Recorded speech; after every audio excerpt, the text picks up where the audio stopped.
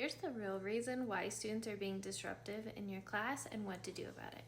Hi, my name is Helena, a coach for new and first year teachers, and welcome to the 30-day Classroom Calm Down Challenge, where over the course of 30 days, I show you how to automatically get your class to run itself. When I first started teaching, I honestly thought that a lot of students were intentionally being disruptive in my class because that's what they chose to do. But over the years and over my years of experience, I've learned that actually disruptive behavior is just simply communication.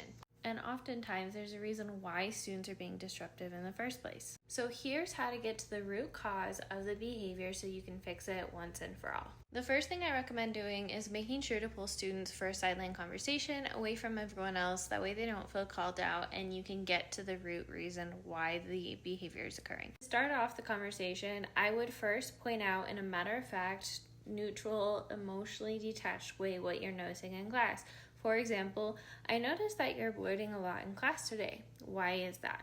The second thing you're going to do is what I just did. You're going to ask for an explanation. That way you can have a dialogue back and forth to figure out and uncover why students are having a hard time in class. Third thing you're going to want to do is to thank them for opening up about why the behavior is occurring in class, and then you want to remind them of what the expectations are in class. So for example, thank you so much for telling me why you're having a hard time or why you're blurting in class. The expectation in class is if you have something to add to the conversation, we raise our hand. The next thing you're going to want to do is give the student two choices. By doing this, you're putting the power back in their hands, so you're working as a team and you're avoiding the power struggle. So for example, the expectation in class is to raise your hand when you have something to add to the conversation.